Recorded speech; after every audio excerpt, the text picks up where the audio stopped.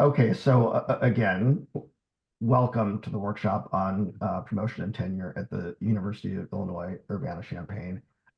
We're going to start with some remarks from Bill Bernard, turn to some remarks from Ami Santos, Greg Elliott.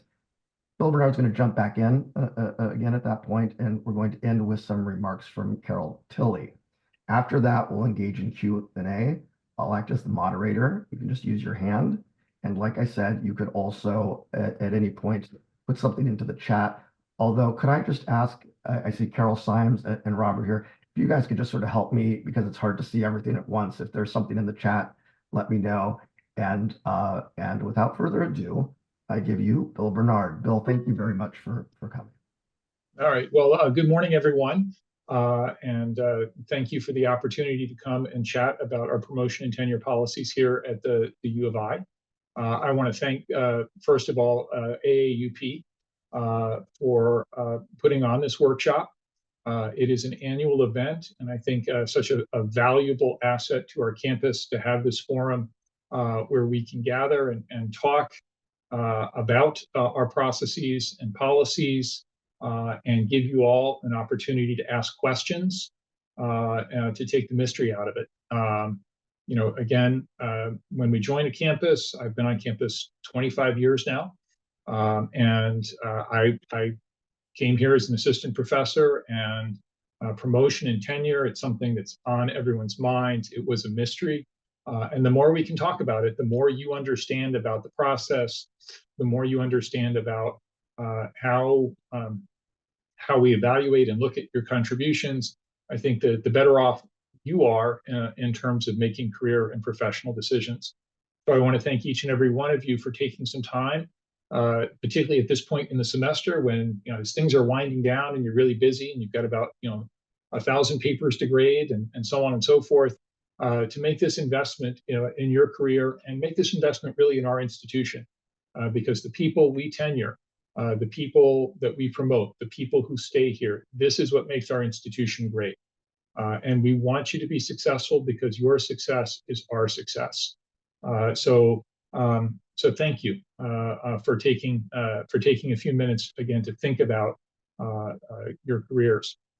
The last thing I'll say before I hand it over to Ami is this forum is for you. There is no question that is out of bounds. We want to address your concerns as much as possible. I understand that sometimes it can be uncomfortable to speak up, or your concern. You may have issues with I don't want to violate this. Please, Rob, use the chat, reach out to Rob. And we can make it a general concern, but we really do want to address and give you the information that you want to hear. Okay, so and I think that the lineup of panelists is a great lineup. Ami Santos is our Associate Provost for Faculty Development. She works with me on the promotion and tenure at the campus level. And we've been working together now for almost a decade, even though Ami looks really young for working in a decade. Greg Elliott is our current campus chair of the P&T. He has done a fantastic job this year guiding that committee through its discussions, and we want to hear from his reflections.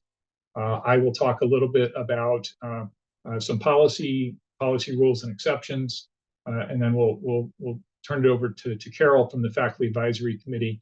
And I want to say, both with Faculty Advisory Committee and AAUP, these are two terrific and important faculty advocacy groups that really are on your side to make sure that processes are followed and policies are enforced fairly and appropriately. Sometimes they come and talk to me and tell me when I've messed up, and that's okay.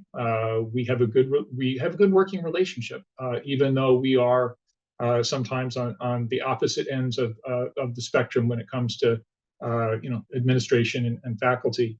But it's a healthy relationship. But these folks, both AAUP and FAC, can be important advocates for you and help you with navigating the administration. So I think it's good to hear from them. So with that, again, thank you all for being here. I want to turn it over to Ami, who will kind of walk us through an overview of the process as a whole. Thanks, Bill. So I'm going to go ahead and share my screen, and hopefully it works. So you should be seeing my cover slide here. So again, I'm really excited to be part of this panel today and talk a little bit about promotion and tenure here at Illinois. As I was looking through the faces and names of folks who are joining us today, I know that many of you have already seen some of these slides. So this could be a refresher, but also sometimes when you're at that moment where the process is closer than it was when you first saw this. This is, you'll find that the information might come fairly handy, and even though you might have heard of it before. So let me just start and just say again, in general, the University of Illinois really wants you to succeed. So echoing what Bill said, we brought you here because you're great. Your unit found something about what you did during your interview in your papers that made them believe that this is a place where you will succeed and thrive. And so knowing that that it's not one of those places where we hire 100 people and we cut 25 of them. This is not that place. We hire you. We hope that you will continue and finish your careers here and really do and thrive throughout your time. So with that, also I want to say that there are supports all over campus that's here to provide you with the resources and things that you might and information that would help you for the different aspects of what you do in your career. So you have CITL that helps teach with your teaching. Our office provides supports and training, faculty development resources for you as you navigate your career. Our Office for Research and Innovations provide a lot of resources also as you engage with your research. And there's a whole lot more. And I just want to make sure that you know that there are supports all over campus for you. When people think about what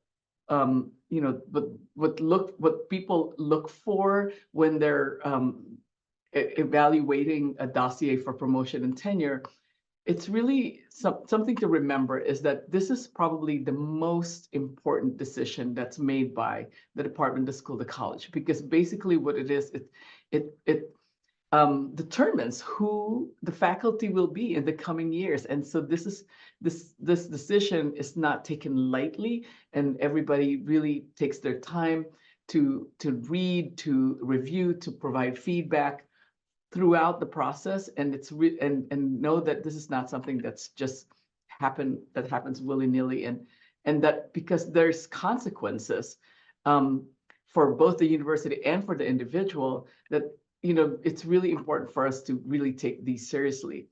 The biggest thing that's the overriding criterion that you have to remember is that the tenure particularly is awarded based on what the best interest of the University of Illinois clearly serves. So this is something that, and I'll explain a little bit more. So, Provost Communication number 9 talks a whole lot more about this, but and the question that's always answered in the dossier is this tenuring this person, this promoting this person in the best interests of the university?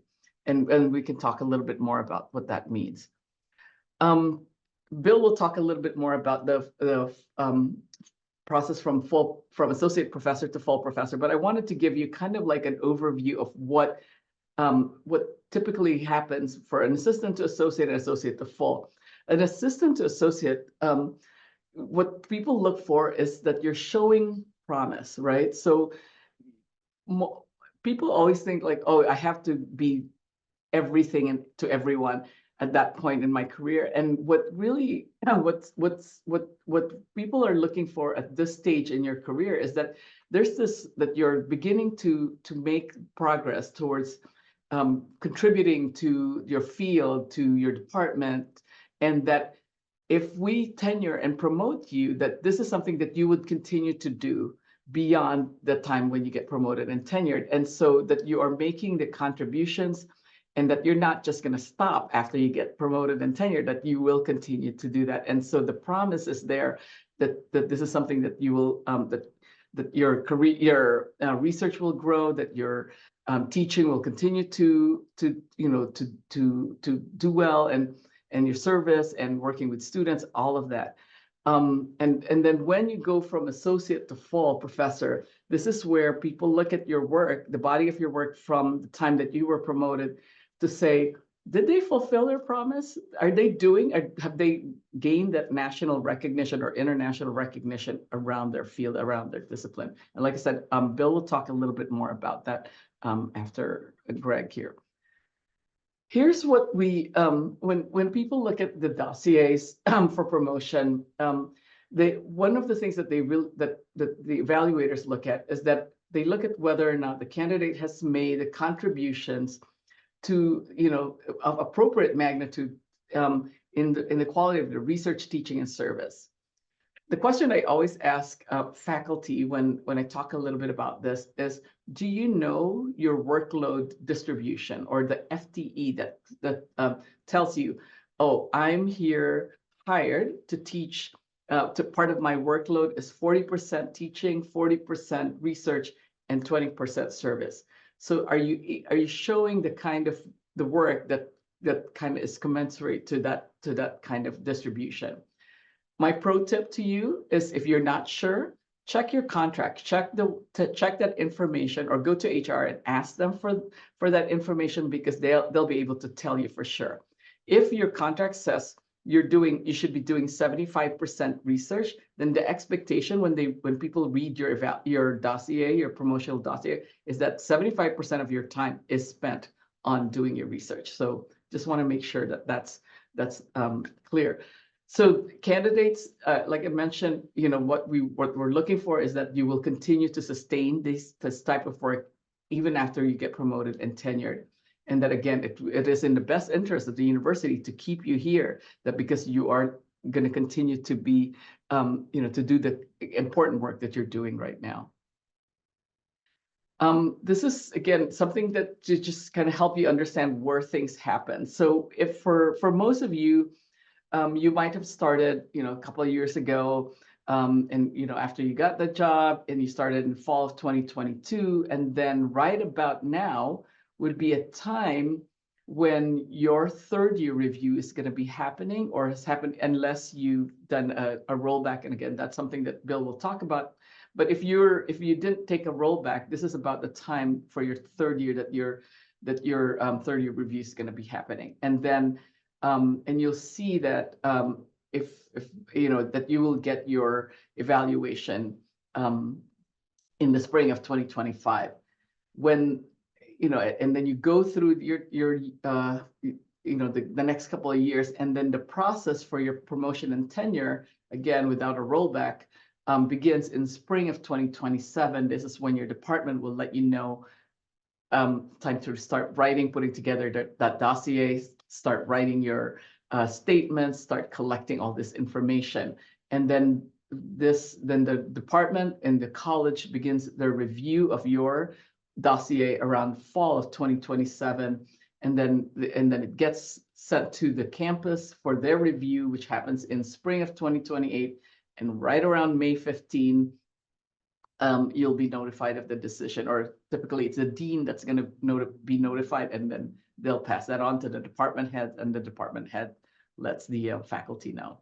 So this is kind of like a timeline that's typical for most folks. And so if you're coming in with already some years from your previous institution, you might start at tenure code 3 or tenure code 4, whatever your agreement was with your unit. And again, this is something you can find out through your HR, through your department head, of what tenure code you're at right now, if you're not sure. Leading up to promotion and tenure, there's a couple of important things that have to happen. One is you have to have your annual reviews completed pretty much, well, annually, every year. So there's Provost Communication number 21 that talks a little bit about that for faculty. And then for those who are, for tenure track faculty, and for those who are in specialized faculty streams, there's Provost Communication 26 that talks about annual reviews. These are important because these are the information that builds up towards understanding your trajectory towards your promotion and tenure. Your third year review is very, very, very important because this is where the point where additional information is provided to you to kind of guide you for the next couple of years before you go up for promotion and tenure. It's a chance to pivot. It's a chance to regroup. It's a chance to understand kind of the expectations from here on out until you go for promotion and tenure. So, and that one is under Provost Communication number 13. And you know, this, and then for sure, if you already know, Provost Communication number 9 is the one that talks a lot about promotion and tenure. Ami, could I Yes. just briefly let you know? So one person was asking, what if your contract doesn't state the percentages? Do you talk to your department head about getting Yes. a clarifying letter? Yeah, so there should be there should be somewhere in the records of what the FTE distribution is for their the expectation, right? And that needs to be clear. And I can just say, as a department head, I'll often speak to my business manager, get the records pulled out, and there's usually something in our internal records. So someone should tell you, and if it's not clear, you should be able to get it clarified. Yeah. So I if you think scan, oh, go ahead. Sorry. I'm sorry, Ami. I was going to jump in and say, you know, kind of there is a standard distribution of 40% research, 40% teaching, 20% service, and that proportion kind of serves as the default expectation for a lot of units.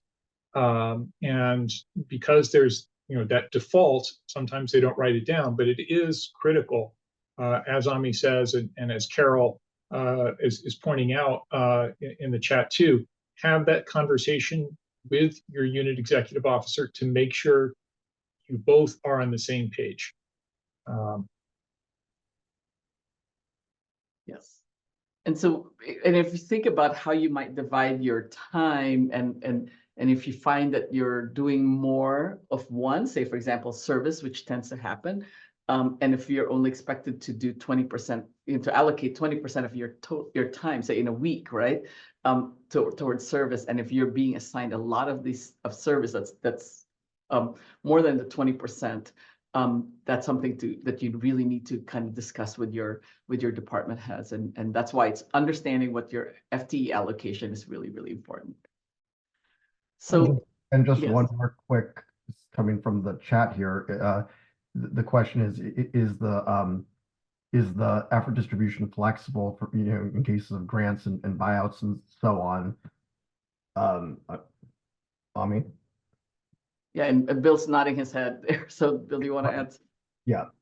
Yep, absolutely. It is flexible, and you know, it's something that, you know, let's say you have a lot of grant activity and things are going great guns, and you need to spend more time on the research. It's so important to have the conversation with your EO to talk about what's the proportion, what are the common expectations that you and the unit have. There is this flexibility. There's different ways to design and distribute across that 100% effort allocation. The key thing is common sets of expectations that are consistent and clearly understood by you and the department. And if I could just, if this helps at all, like it just, again, as a department, what Bill was talking about, the 40-40-20 is default, but I will sometimes have a faculty member who maybe gets a grant and that, you know, buys out. I don't think that's actually the right word in HR terms, but it gives them the ability so that they don't have 40, let's say, on teaching, or only have 20% on teaching, and more of their research would go up because of that grant money. But you do want to get that worked out and written and understood. Great.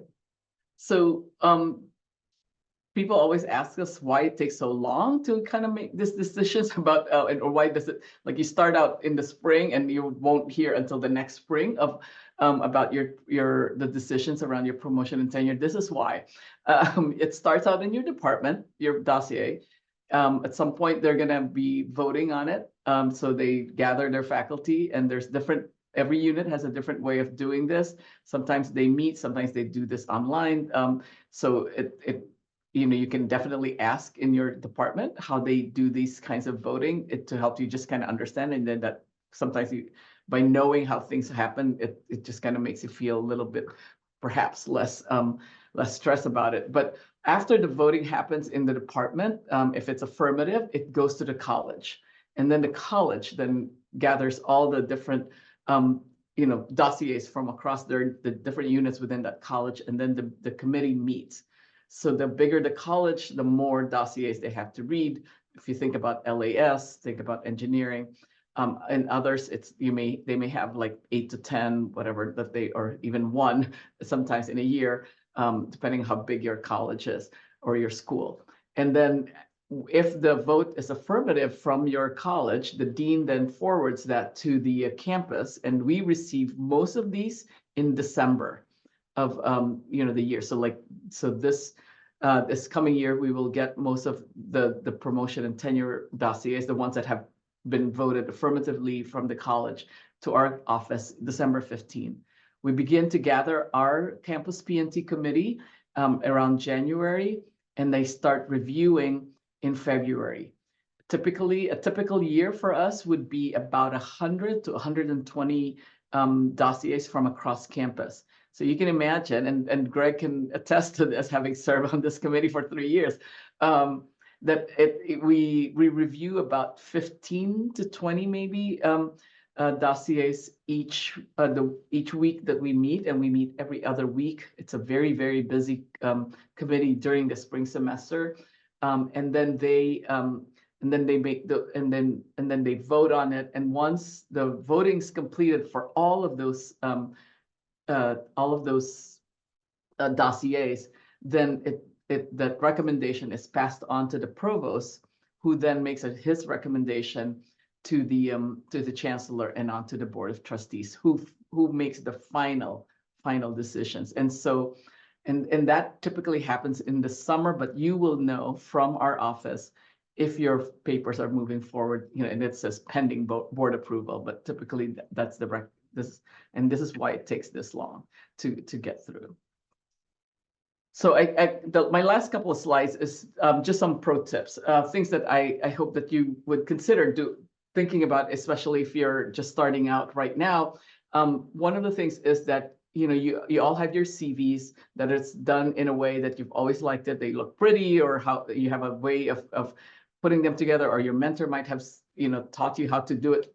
But here, for our promotion and tenure process here, there's a format that we use, and what I always tell people is, if the sooner you can get started in reformatting your CV to match the one that's required for promotion and tenure here at Illinois, the better. Because oftentimes a lot of people get really bogged down by the formatting of, because you have to move authorships and all these things, and you have to put little stars and underline, or bold, or whatever it is. And there's several things that you have to do that meets, and sometimes you don't know where some items go where. And so having the time to do that and talk to people about it really helps you kind of lessen the stress when you actually have to do it, whatever, the spring or summer of the year that you go up. So just some of the things. So there's a Word fillable form that we have online in the Provost Communication website that you can download. You can see the format. You can begin to kind of add your stuff on there, and then use that year after year after year until you go up for promotion. We ask that you provide all the requested data, and if there are parts where you don't have information, you say none. And if it's a section doesn't apply to you, so for example, in some fields we don't do patents, you might say not applicable. So, but don't leave things blank.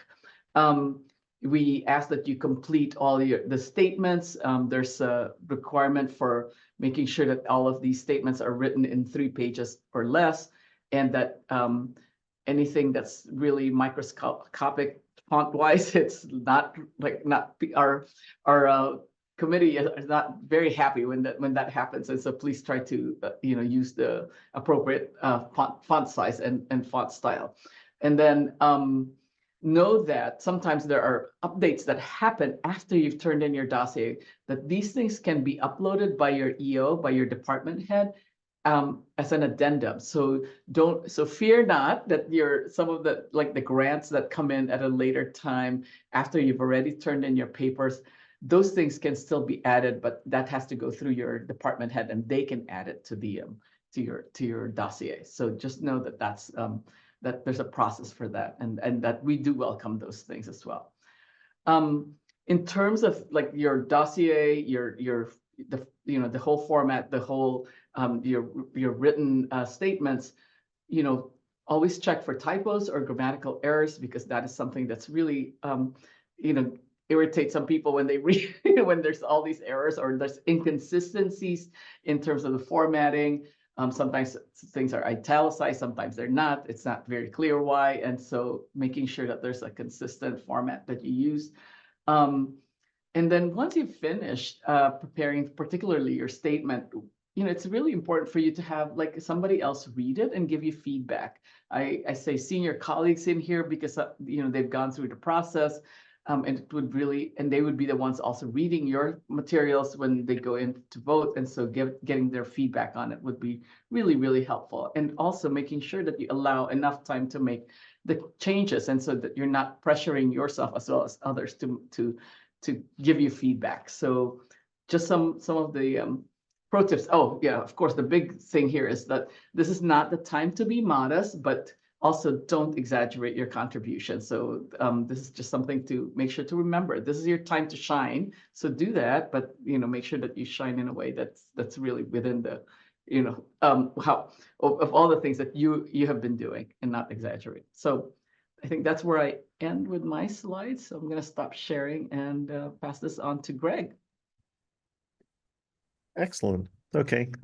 Well, thanks. It's really nice to be with you. I'll give you a little bit about my background. So I've served as an interim head of aerospace engineering for a year, and then also I chair our P&T committee for the department, and then also for campus. So that's where I come with these comments from, I guess, with that kind of background.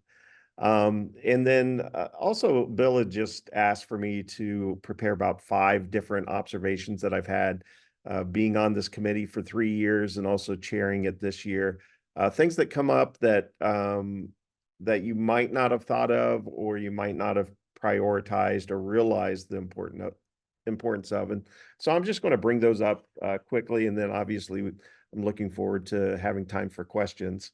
And so I think the first one is really to know the expectations of the department, college, and university through Provost 9. But let me emphasize the department or your unit. The executive officer really has a lot of strength as far as to make to be able to guide if there are cases that have taken a little bit of a different track, or to know what the expectations are for that area. For example, if you look at certain departments and colleges, 5 publications may be a lot. If you look at others, 40 would be standard. If you look at some departments having multiple, 20 names on a journal article is very common. And you always want to point out what your part is if you get the opportunity to be on things like that. But really knowing the expectations from the executive officer who really guides into what we're even looking for at the campus level. We're relying on really, the diversity that's in the group in our panel. But also the executive officer stating what those expectations are. Publications, whether it's book publications, that's very important in some areas. So I think that's the first one, and maybe something that I didn't know when I was an assistant professor. The second thing would be teaching. And let me just comment that teaching is important. I've been in meetings before, and even executive meetings where there have been comments that teaching does not matter, and that is completely false. We really take time to look at teaching, how well the faculty are doing in instruction. Now, if the teaching evaluations are low, we generally want to know why.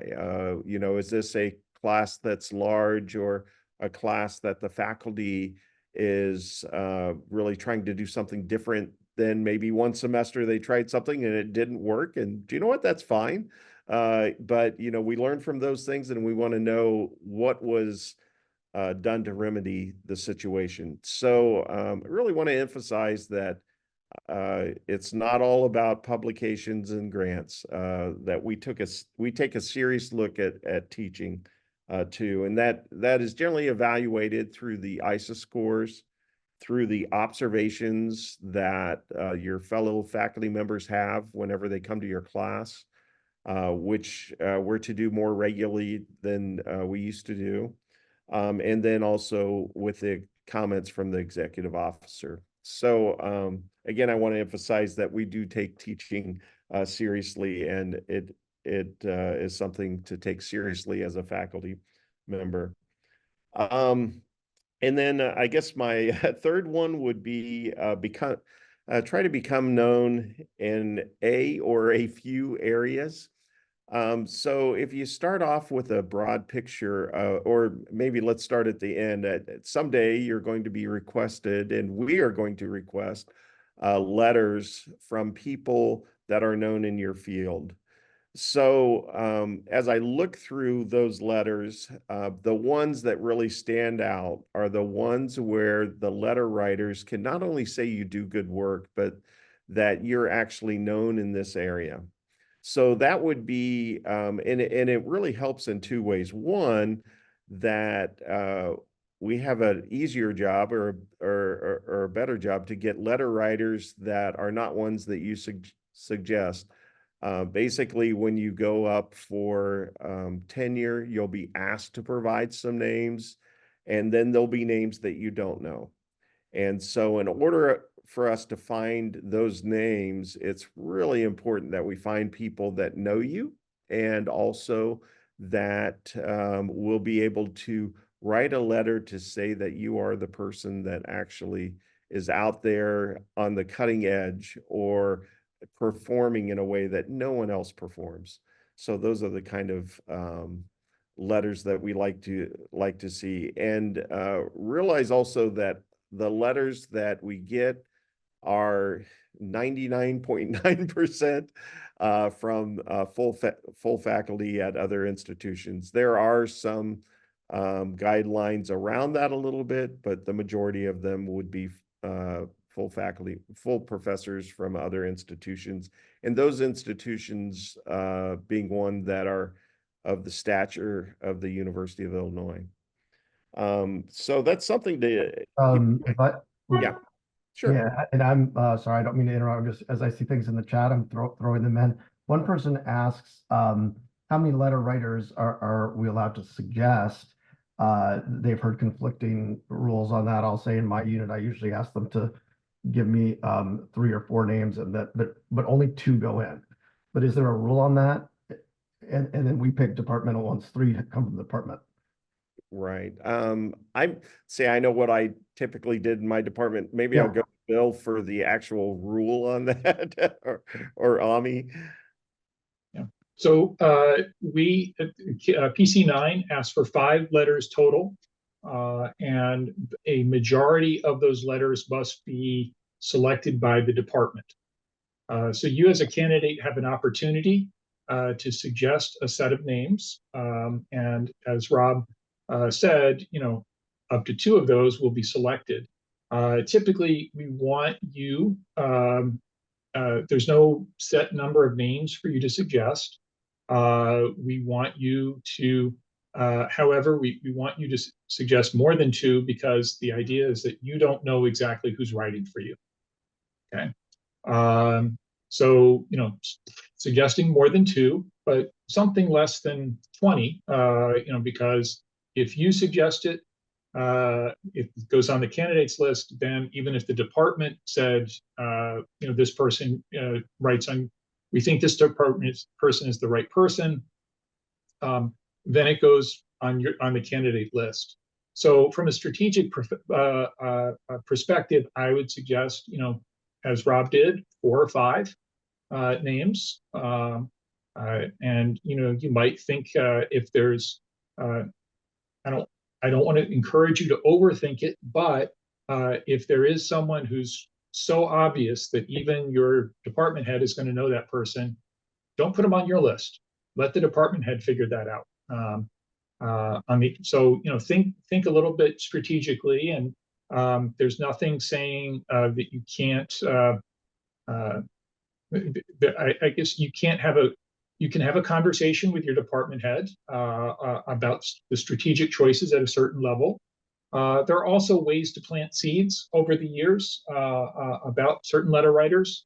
For you to come back from your annual disciplinary conference and you sit down with department head Carr and say, Rob, I had a really good meeting. Greg Elliott was on my panel. He seemed so enthusiastic about my work. It was just a really great conversation. Nothing else. You walk away. Now, department head Carr is a busy individual, but he's going to remember that. And he's going to say, oh, Greg Elliott is familiar with your work. I'm going to go ask Greg and put him on my list. So you can plant some seeds that way. And I think most EOs are receptive and pick up on the clues that you provide. So, Greg, back to you. Yeah, thanks, Bill. Yeah, so and I guess going on after that then, so that was kind of the got into letter writers and then also becoming known. And also don't forget that, we have generally departments and units have opportunities to invite people for seminars. If you haven't been told that, that is a wonderful opportunity to invite someone that would be a future letter writer for people to meet, and then also for them to get to know your work too. So realize that that's the purpose of our seminars also, not only to educate our students. And so I guess I'm at the fourth one. So the fourth one would really be just as we start looking at DEI, at diversity, equity, and inclusion. It is not required at this time. I think Bill will comment on when it will be required to have a statement there. And just from my observation of being on the campus committee and seeing the ones that have come through so far as it was something that people could put in their dossier at this time, the comments that I've seen from the committee have been such that it's really not enough to just say that you are by behavior an inclusive person. That usually the committee, whenever we're looking at this, we're expecting that is kind of what us as faculty we should be doing no matter what. Now the ones that really do kind of shine, and the ones I think people in the committee appreciate, are the ones that show that you have really started something that will advance DEI, and also whether that and that can be many different forms, but it's something that really needs to be started early. And so I would really encourage you to think of, is there a group that you feel like, or a program that you feel like would really advance DEI for the university? And so, in my opinion, as I've observed comments, there have been really some, let's say, not negative comments, but some comments that weren't very encouraging as far as if someone just said, an inclusive person, you know. We were really looking at for things really going beyond that. So keep that in mind. That's kind of an early observation as this becomes more part of the required dossier packet. So that was my fourth area. My fifth area and the last one, so I'll save one for if there's anyone that's a full professor or looking to be promoted to full professor, someone that's an associate professor right now. One of the things that I've found that really varies between areas and is sometimes a little hard for the committee to discern is the impact on the graduate program. So I think people get an idea of the stature and that we're looking for international reputation. We're looking that this promise has been fulfilled of your potential. But one thing that varies, I think, from different departments, different areas, different units, is the impact on graduate students in the graduate program.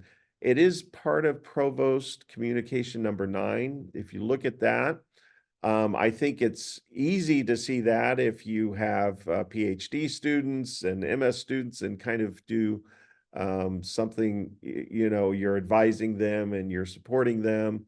But there are other units within the university that sometimes that impact is less obvious. And I think there was quite a bit of discussion because sometimes we couldn't really find that as a person was going up for full professor. So that's kind of the last one I'll save for just to make sure that as you're building your career as an associate professor, that you're looking at what kind of impact am I having on the graduate students' graduate program, and can I clearly state what that is and what that impact is. With that, I guess I'm happy to move on. Let's see, where do we go to Bill next, or do we go to? Well, so let me just, so first of all, thank you, Greg. I do think it's going to say our argument, but I wanted to say one other quick thing from the chat here, which was to your third point, Greg. Carol mentioned a very important point in the chat, which is that the other thing about your external references is that we do have sort of internal campus conflict rules. So they're where you know they can't have been an advisor to you, co-publishing, really any. I think the standard, and maybe Bill can tell us the actual language, but it's that the person can't be someone who would be profiting academically from your promotion, and you can imagine that happening in a number of ways.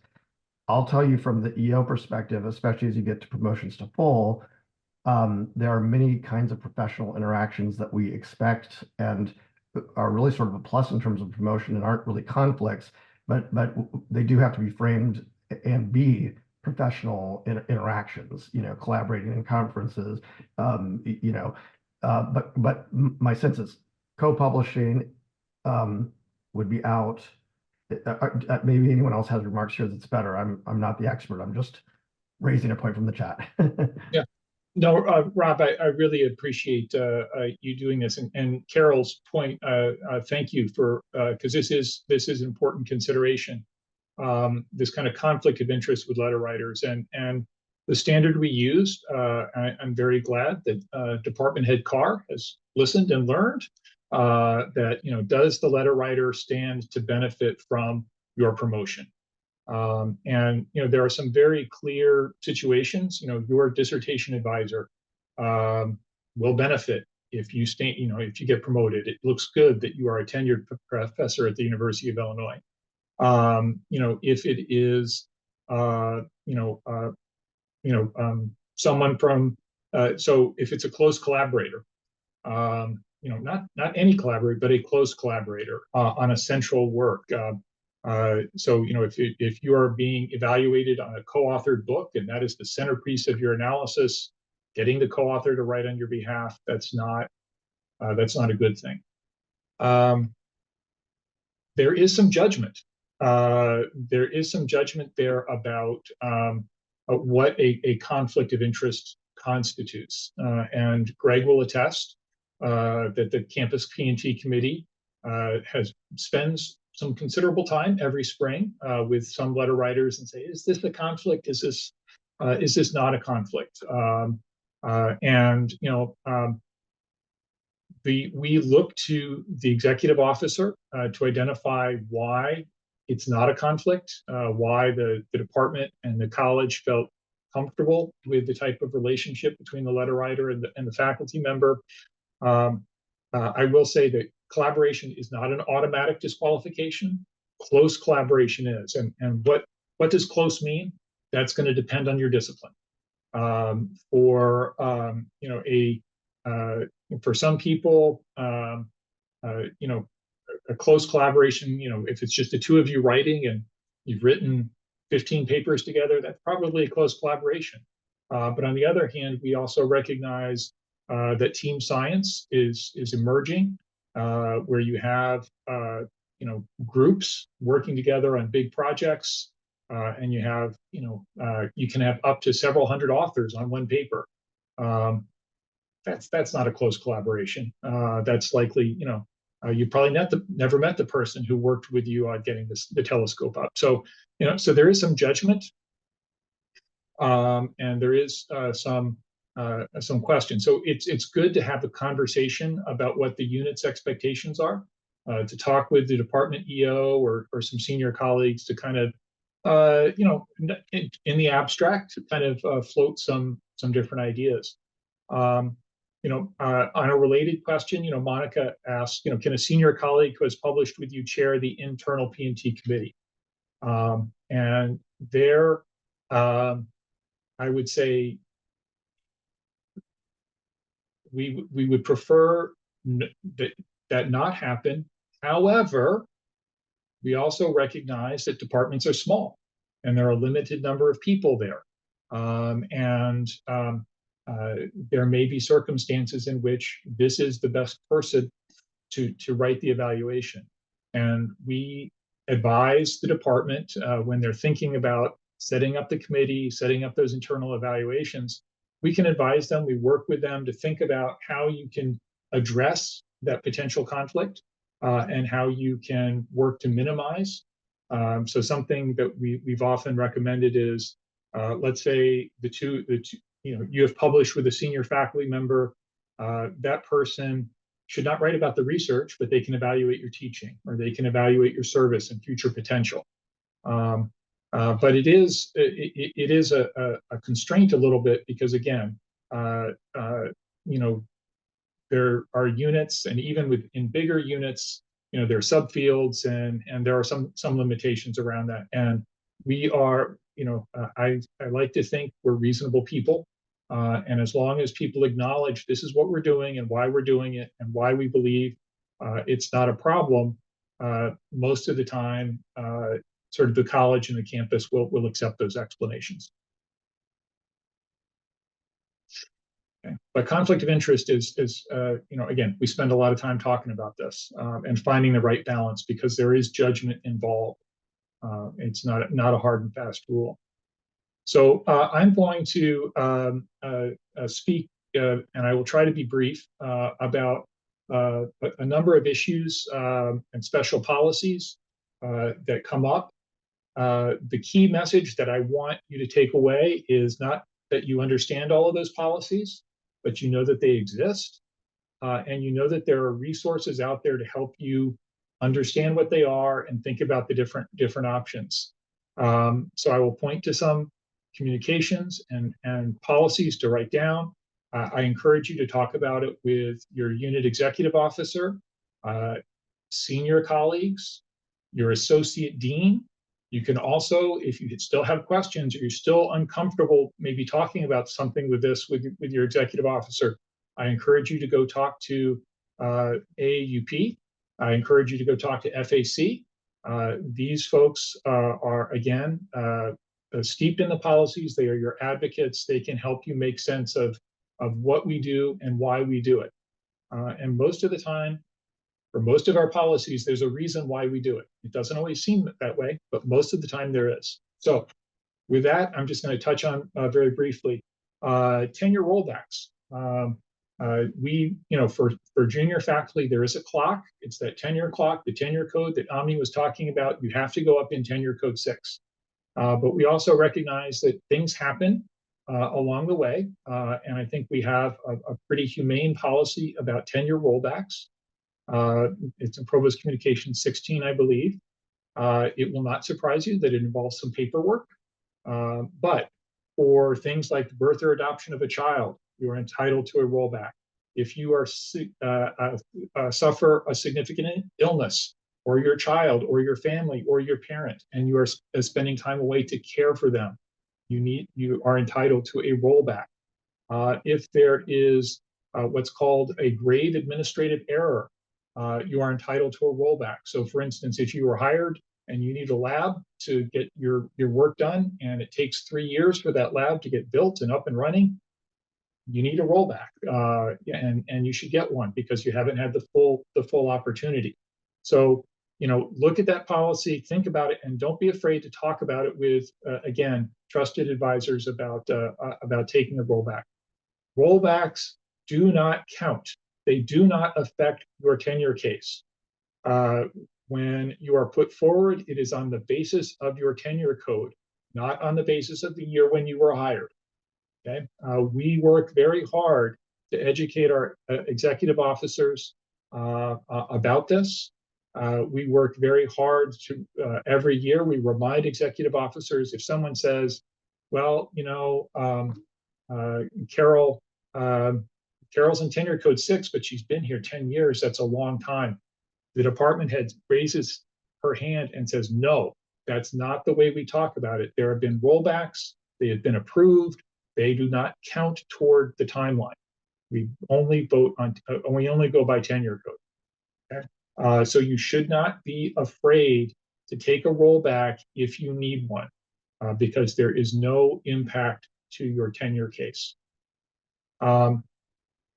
I think we are pretty generous about tenure rollbacks in terms of thinking about the justification. My one bit of advice is don't wait. Don't wait until the last minute because the tenure rollback has to be approved by your department head, has to be approved by your dean, and it has to be approved by me or Ami.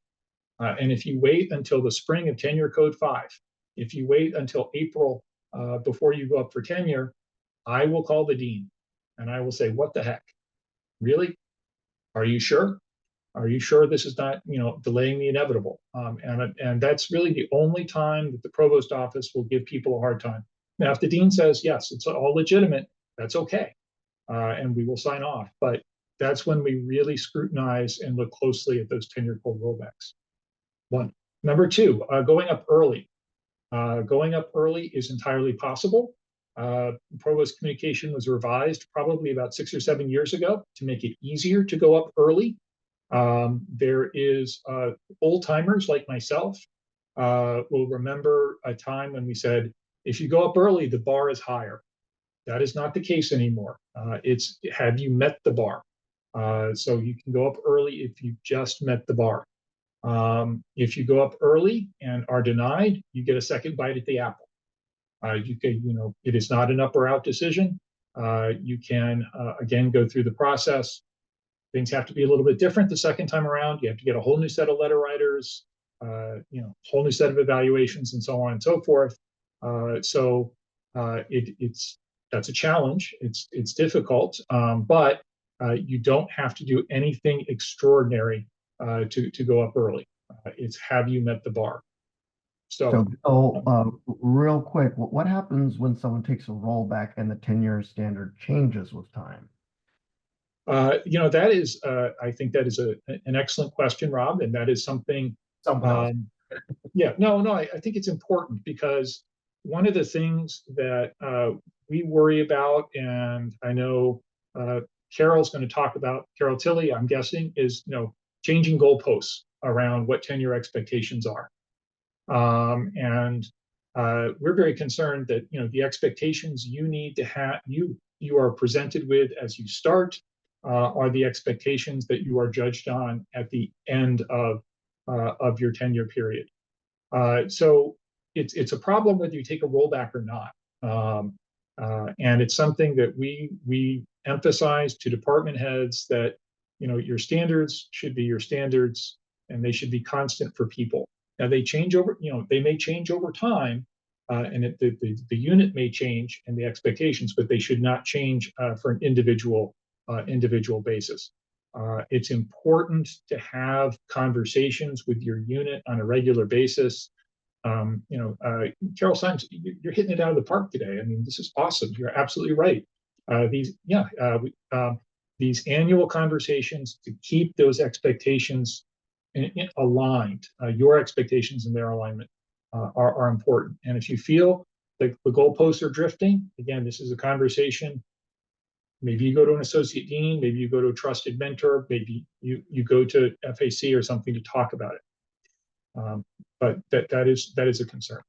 And if you do feel like something has changed unfairly and they're holding you to a different standard than when you started, just like Bill said, you could also come to us if you don't feel comfortable talking to your EO.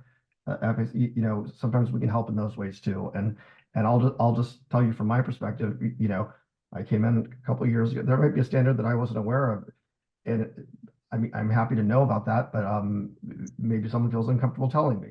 So please do use the resources here, including the AUP Policy Committee, if we can help. Yep.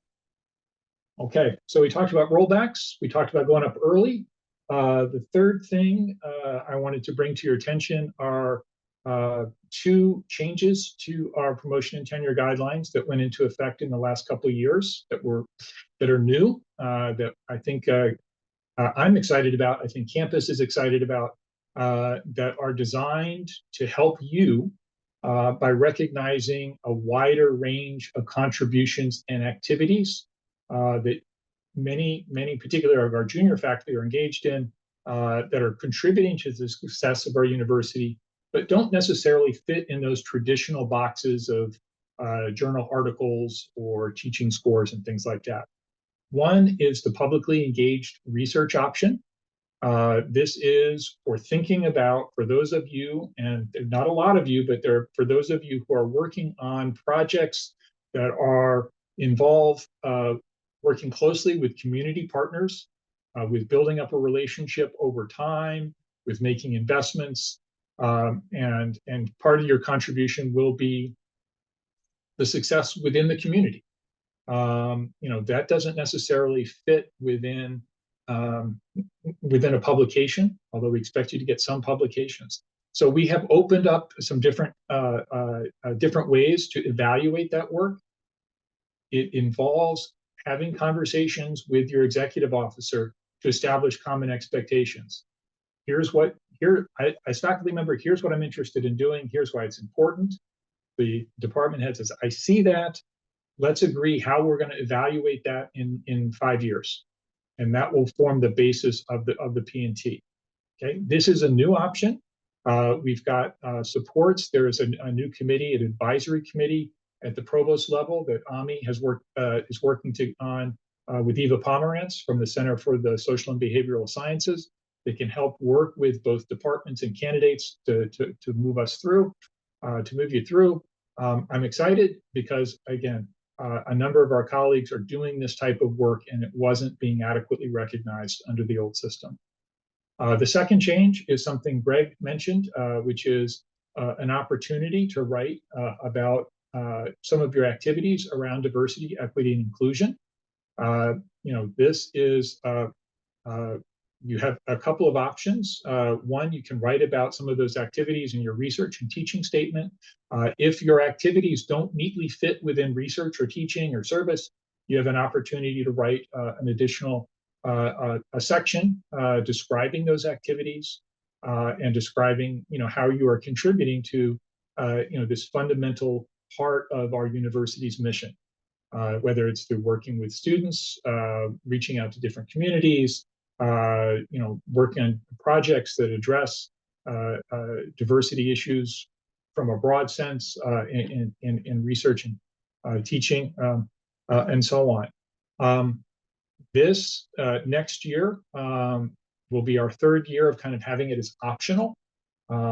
We started this last year. This is our second year. We are learning about this. Greg shared some of his reflections on what constitutes a good statement, and it really is about your activities, not about anything else. I think over the next year and a half, the provost will be putting together a task force to look at these DEI statements, to help identify what does a good one look like, what role is it playing, how is it helping candidates share their activities and contributions with campus more broadly, and we'll have some more feedback as we move through. But again, it's designed to be an opportunity for you all to share activities that don't normally show up in the traditional research and teaching boxes. So two other topics. I'm going to say full professor. For those of you thinking about full professor, a couple things. The format is the same. The forms are the same. It's a different process, though, in several ways. One, as Ami mentioned, it's about fulfilling your promise that you demonstrated when you got tenure. That whatever talent, whatever potential we saw in you when we decided to tenure you, have you fulfilled that? Have you become have you become that internationally renowned scholar? Have you become the world's leading authority on X? Have you become a key innovator in teaching or community engagement or whatever? That's what we're looking for, and we're looking for, I think, people who have become leaders. The expectations, back to that the 40-40-20.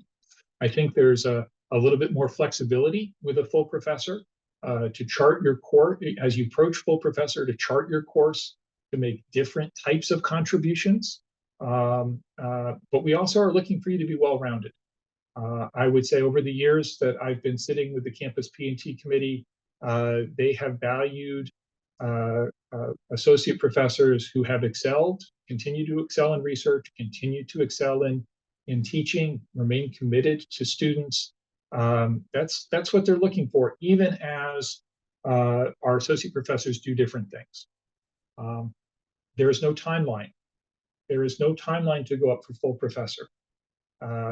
I would say the modal time is probably in year 6, year 7, but we see some faculty going up in after 2 years in rank or 3 years in rank.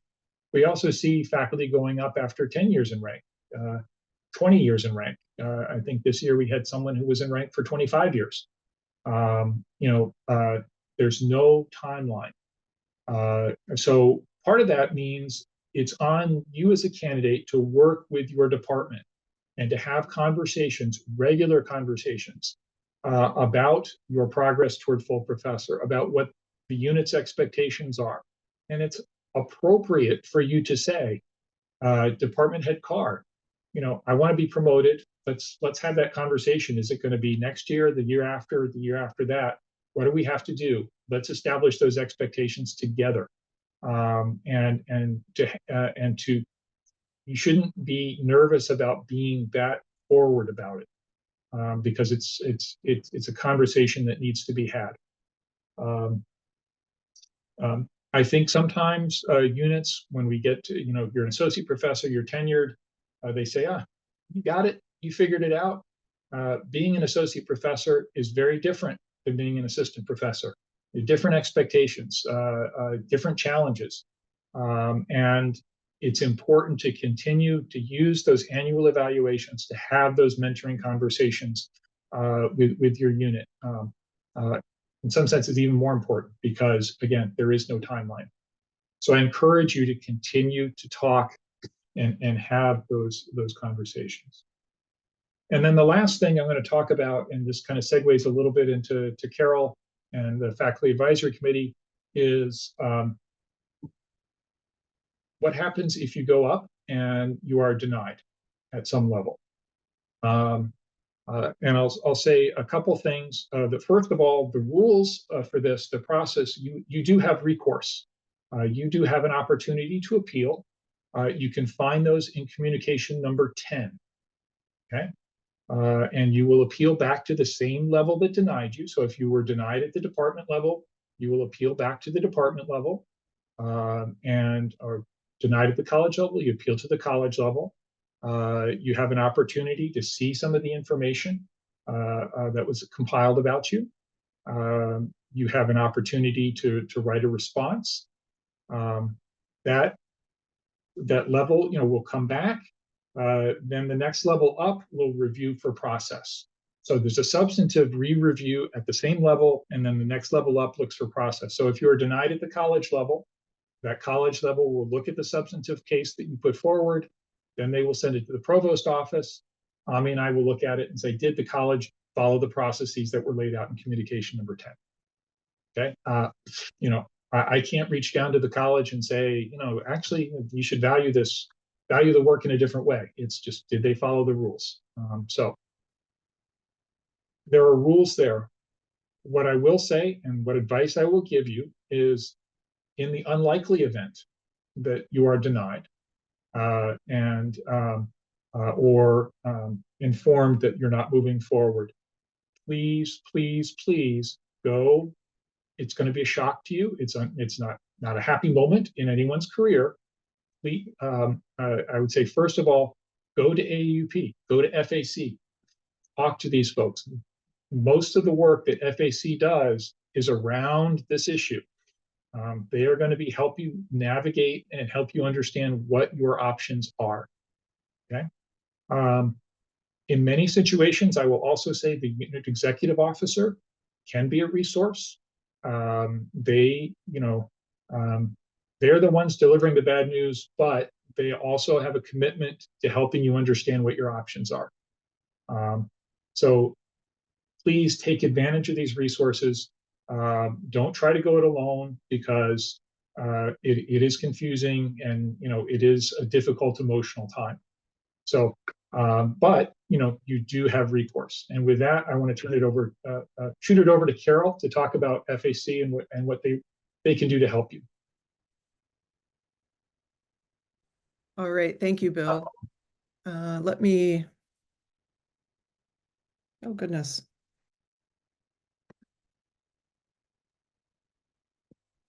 Are you trying to share? You should have rights to share. It's not.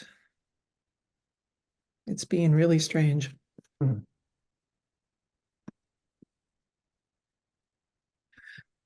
All right, just one moment. I'm very much apologizing. This is a new-ish laptop, and it doesn't want to cooperate.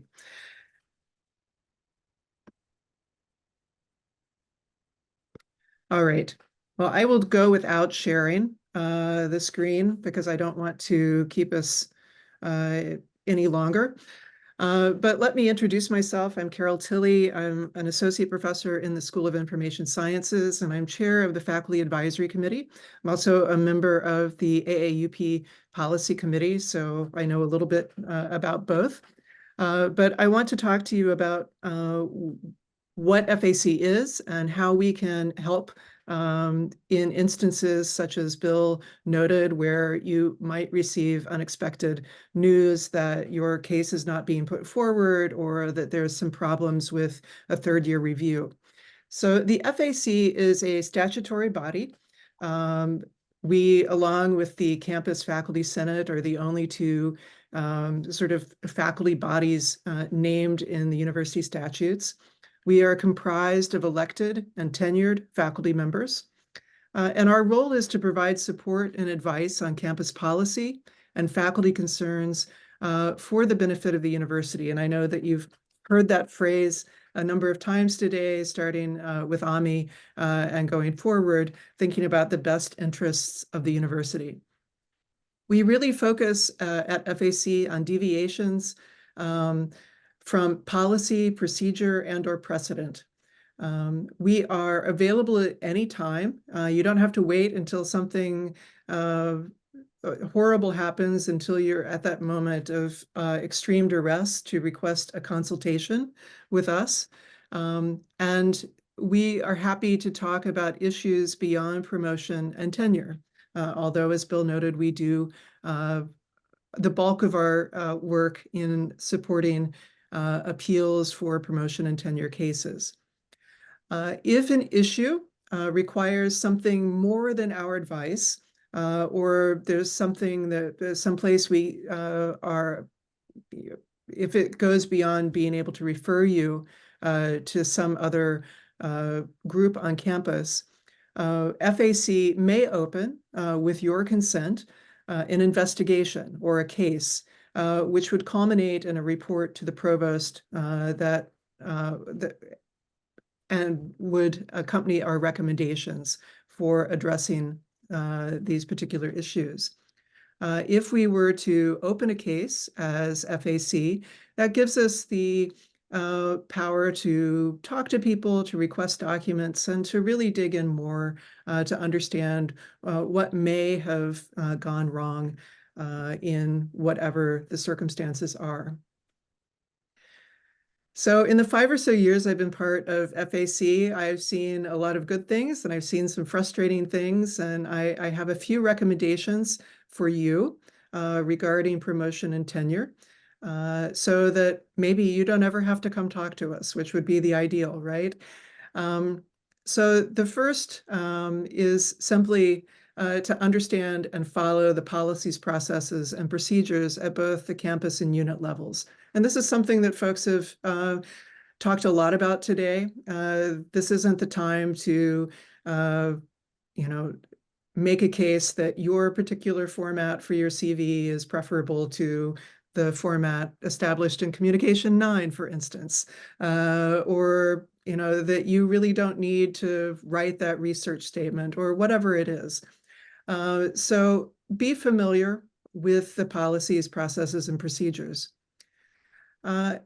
As you move through the years leading up to your promotion and tenure or your promotion, we encourage you to document the advice you've received. So for instance, say you come in and in your first year, you have a mentor or a department head who provides you with a list of great journals in your particular discipline that would be good targets for your publication. Absolutely keep that. And if things happen when you go up for tenure and suddenly you find that maybe you have a new department head, a new EO, and suddenly they don't think those journals on the list you received at year 1 are such a great fit, you have that documentation. And this is where we can begin to look at what were the expectations for you when you were hired. How are we evaluating you along the way? If you have conversations with your EO or with other folks, and they're done orally, I often think it's a good idea to confirm what you understood in an email so that you have a little bit extra documentation along the way. I would also encourage you to really advocate for yourself. And this isn't about sort of over embellishing your accomplishments, as Ami cautioned you against. But you do need to, first of all, be able to make a case for why your continued employment is in the best interest of the university. So this isn't a generic kind of thing. You have to be able to contextualize what it is you offer the university and how you can continue to support the university in your time here. I would encourage you to seek assistance when needed. And again, that can be from AAUP, FAC, from mentors, from others in your department. Look for mentors, whether your unit has a formalized program or not. Find people whose advice you trust, who you value.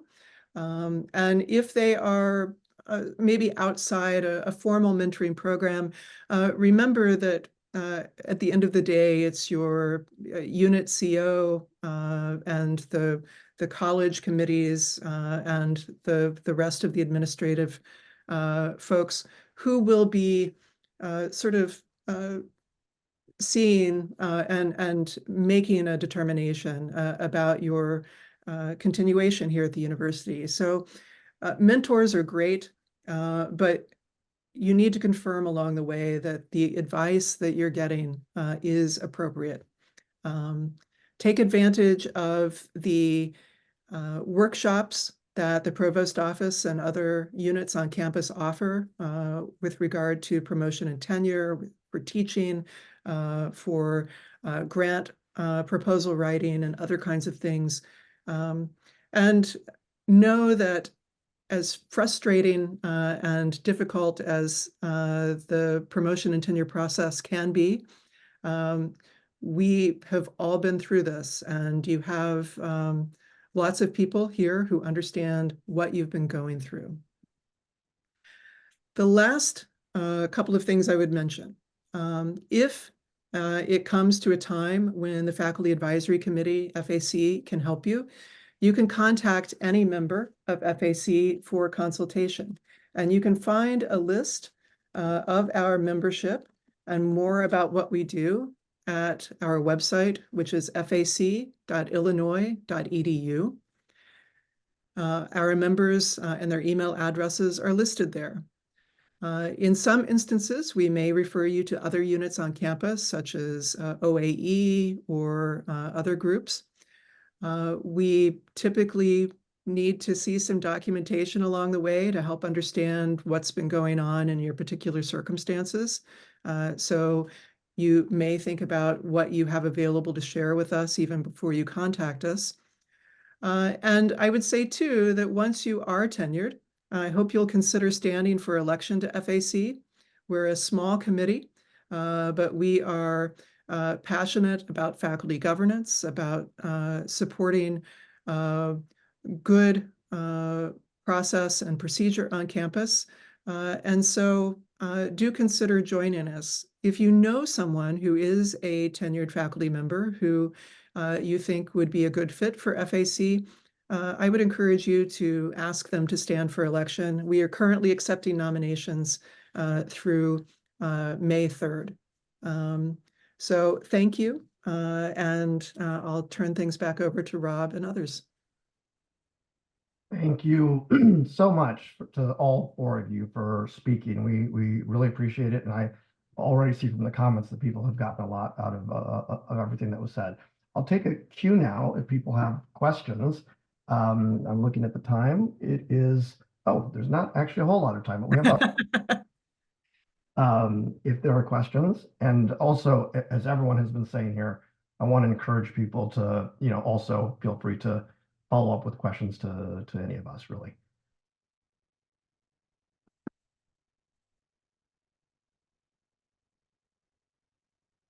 Don't be shy.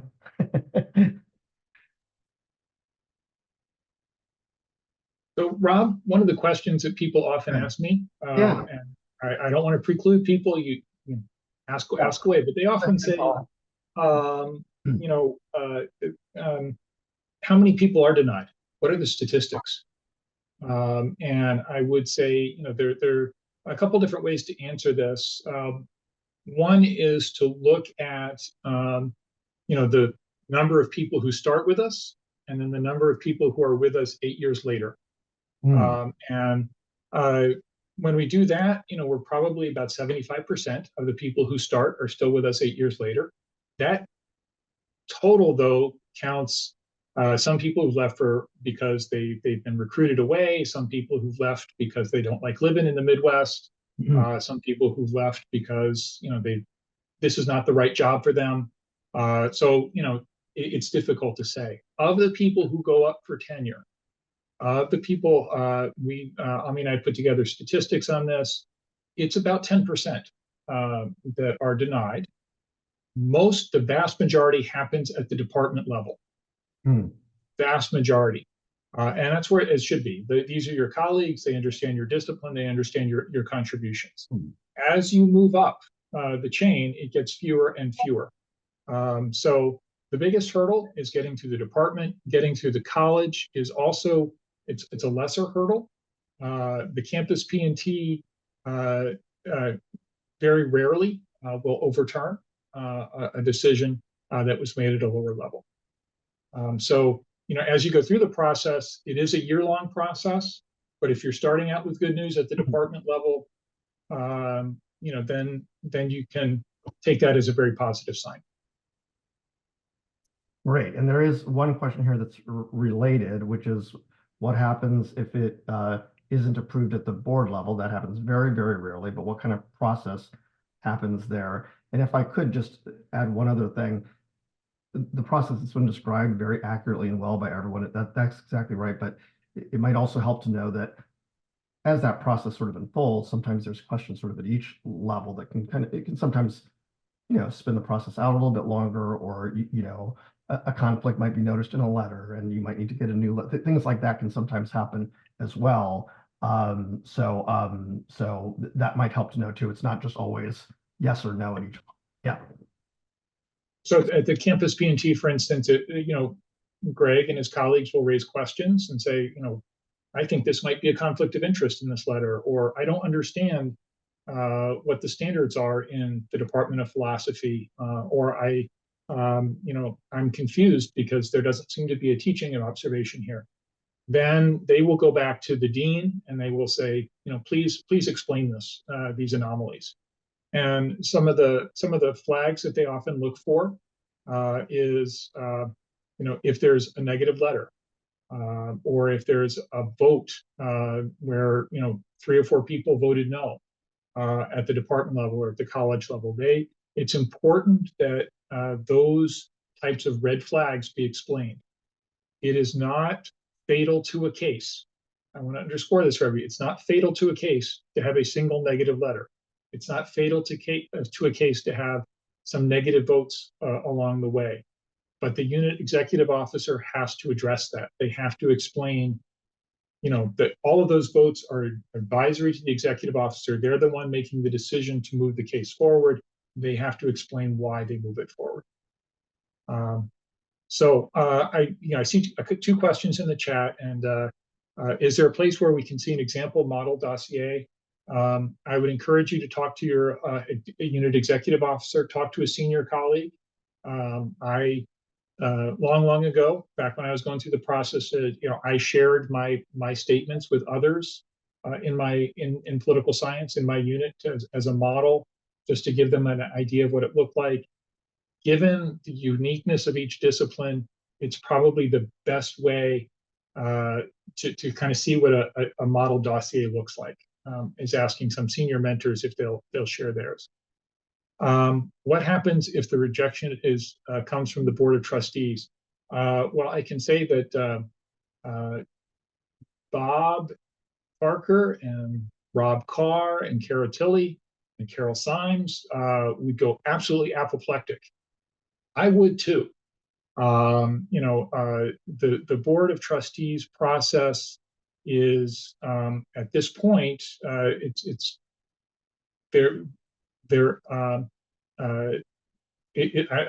a rubber stamp at this point. And for the vast majority of my time here and everyone else's time here as a senior person on the panel, it has been a rubber stamp. There has been one case that I can recall, which involved hiring someone from the outside, where the board got involved in a way that they overstepped their bounds and should not have. That caused tremendous damage to our campus, tremendous loss of trust between our faculty and the board and the system. I think lessons have been learned. New processes have been put in place, so that it is extremely unlikely that the board would ever get involved in that way again. So I really do think I feel 100% confident that it is, once you get through the campus P&T, the board, it's a formality. I'll And- just add as one of the people from the AAUP here that we annually meet with members of the Board of Trustees to help educate them about things like this and faculty relations and circumstances. And again, I'll use that as a chance to put in a last plug to everybody to consider joining the AAUP so that you can support everything that this panel stands for and help each other out. Great. So once again, let me thank everyone, and what a great note to end on, because it kind of takes us back to the ideals of shared governance and academic input on these decisions. And, we all do better when we work together, inform each other, translate from fields to others, make sure that everyone understands the processes. And we really are fortunate to be in an educational system of higher education that has these sorts of institutions. Thank you, everyone, for coming. Thanks, of course, to our panelists, but thank you also for everyone else who's been helping. Thank you to Carol Symes, my vice president, Robert Del Parker, who's also on the AAUP Policy Committee, and I hope you all have a wonderful day.